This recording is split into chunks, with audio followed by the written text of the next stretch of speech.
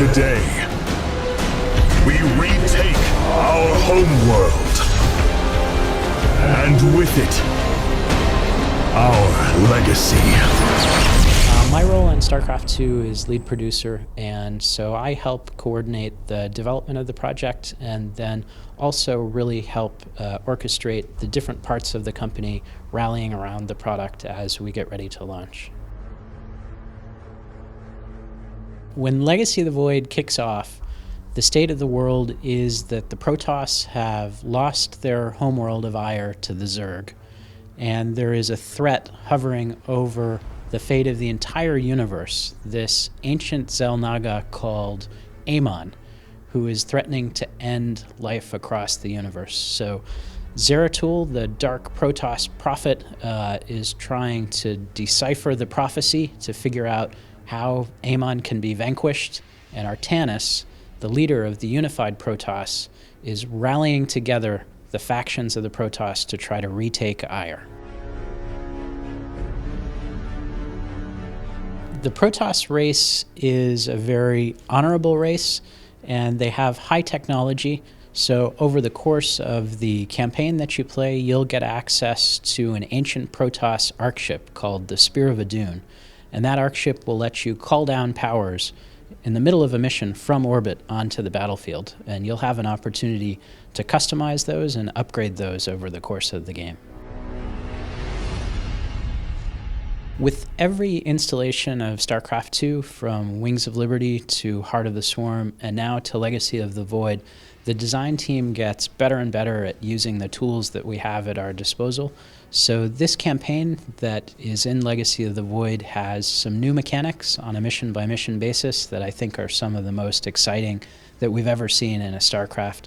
Also on the multiplayer front, we've got new units coming in, and then we've got whole new game modes, including a cooperative game mode against a computer-controlled opponent called co-op missions.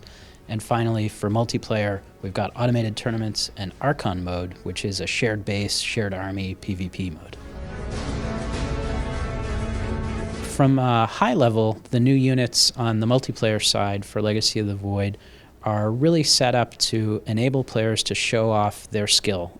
So these units have abilities that can be used as you get more skilled as a multiplayer player to greater and greater effect out on the battlefield.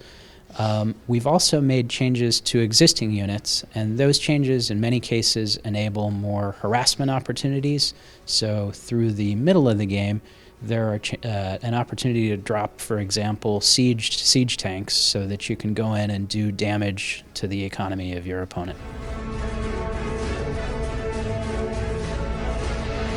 For me personally, I think the most exciting thing about Legacy of the Void is the conclusion of the storyline for StarCraft that has been building up really for 17 years since StarCraft 1, but especially with StarCraft 2. And this includes the story of Raynor and Kerrigan, but also the story of the struggle against this fallen Xel'Naga called Amon. StarCraft 2 storyline resolves here, but of course the StarCraft universe is a big place, and there are lots of more opportunities to explore other aspects of StarCraft in the future, but this really does tie up everything that we've seen from a story perspective in StarCraft so far. Legacy of the Void esports will kick off right after BlizzCon. So November 6th and 7th are the finals for Heart of the Swarm, and then right after that we spin into Legacy of the Void. There are some big new changes for multiplayer that will have a lot of impact on esports for Legacy of the Void. The starting worker count is at 12 units, so the action kicks off a lot more quickly. There are changes to the mineral and Vespene values that cause earlier expansion, which creates a lot more opportunities for harassment of your opponent. And the macro, so the mechanics around how you gather resources and how you queue up units, have really changed from Legacy of the Void to Heart of the Swarm. Both the Zerg injects and the Protoss chrono boosts are a little simpler to use so that players can focus more on the combat aspects of the game. And I think all of these things add up to what should be a much more exciting esports experience, both for players and for viewers. We made a deliberate choice to launch Legacy of the Void right after BlizzCon for a couple of reasons. The first is that BlizzCon provides a great venue for us to celebrate the launch as it's about to happen. But the other is that the WCS, so the esports finals for StarCraft, will be happening at BlizzCon. And that's a really good moment in time for us to introduce all of the new mechanics for Legacy of the Void right after the finals so that players have time to get ready for the esports season that'll be coming up. The full development team is going to continue to work on StarCraft 2 after Legacy of the Void comes out.